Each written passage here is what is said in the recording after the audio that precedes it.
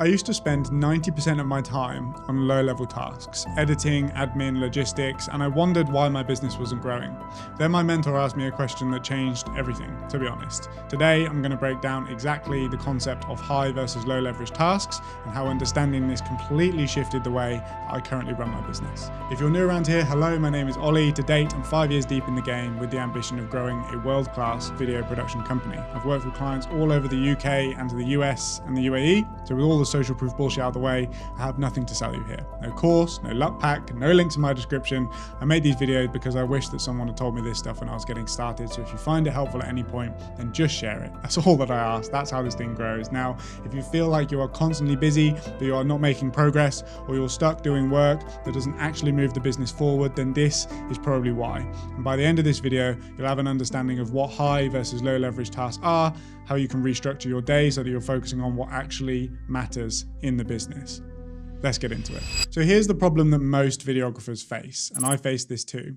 You're spending all of your time doing stuff, editing, organizing, sending emails, managing logistics. You're busy, you're working hard, but you're not actually growing.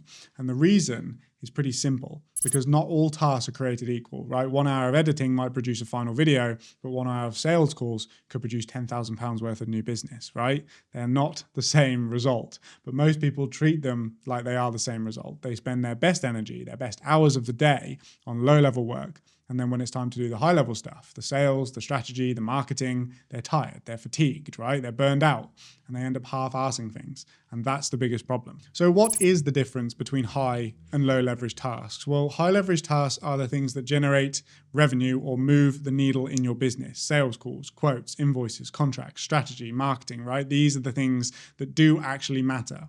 Low leverage tasks are the things that do need to get done, but they don't directly generate revenue, which would be like editing, admin, organizing, logistics. Important for sure, but they're not moving the needle. And here's the thing.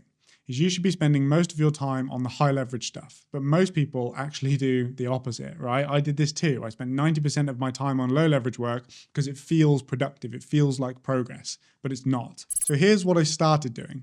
I architect my day so that the highest leverage tasks are at the top, and I do them first when I have the most energy to give to them, right? Big needle moving tasks that are actually going to have a positive impact. Everything else can come after. And if a high leverage task comes in during the day, then I drop everything. If a quote request comes in, I'm on it. If an invoice needs to go out, it goes out right now. If a sales opportunity pops up, then I take the call, because these are revenue generating tasks. They're the ones that actually matter. Everything else can pretty much wait. Low leverage stuff, editing, admin, all that happens at the end of the day now when I've already done the important work that needs to happen. So how do you actually figure out what is high versus low leverage for you? Well, you need to do an audit, right? You need to list things out. You need to list out every single task that you do in a week and then ask yourself these two questions. How long does that task take? And what revenue does that task generate? If it takes an hour and it generates no revenue, then it's low leverage. If it takes 30 minutes, but it could generate $5,000, then that's high leverage, right? Once you've got that list, you need to reorganize your day. High leverage first, low leverage last. And anything that is low leverage that doesn't need to be done by you, then you can delegate that. So one thing that really put this into perspective for me was a conversation I had with my mentor. He said that if you paid someone 30 grand a year to take away 60% of your work, do you think that you could find that 30 grand with the new hours that you have back? And I thought about it for a moment and I thought, yeah, like I could find way more than 30 grand's worth of work with 60% of my time back, because the work that they'd be taking away was low leverage. Again, editing, admin, logistics, and the time that I'd get back would be high leverage, sales, strategy, marketing, opportunity cost, right? And this is what people don't think about. They think, I can't afford to hire someone. But the real question, I think, is like, can you afford not to hire somebody? So what has this process actually done for me? Well, first of all, I have way more clarity, right? I know what I need to work on. I'm not just busy. I'm not just reacting. I'm actually focused. Secondly, I'm doing better work because I'm spending my best energy on the things that actually matter. I'm doing better work. I'm closing more sales. I'm making better decisions. And the third thing is I'm better at delegating and leadership, right? I've identified what's low leverage. I know what I need to get off my plate, and I'm getting better at letting go and trusting other people to handle that process for me. And what this looks like for me in the future is I want to extract myself from the day-to-day operations of the business, right? I want to be working only on founder-led marketing and brand and relationship relationships. That's it. I'm not there yet. This is a constant journey, but I'm way further along than I was. And if somebody would have told me this years ago, I think I'd be so much further ahead than where I am now. So here's how you apply this on a real level, right? First, you have to do the audit. List out every task, figure out what's high versus low leverage. Secondly, restructure your day. High leverage task first, low leverage task last.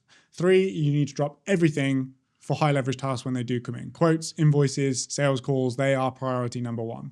And 4th, you need to delegate all of the low leverage work. And if you can't afford to hire someone full time, then just start small, right? Editing is your biggest time suck, so outsource that first. And if you're a production coordinator and you're looking for work, then you can slide into my DMs on LinkedIn because we're always looking for good people on the pre-production side as well. Look, the truth is that most videographers are stuck because they're spending all of their time on the wrong stuff. They're busy, but they're not growing. Understanding high versus low leverage tasks completely changes that, and it gives you clarity. It gives you focus, and it frees you up to actually build something real. So do the audit, restructure your day, and start spending time on what actually matters to your business. If this was helpful, then subscribe. I post every week talking about the real business side of video production. No fluff, just what actually works. So check out the rest of the videos on the channel, and I will see you very soon. Take care.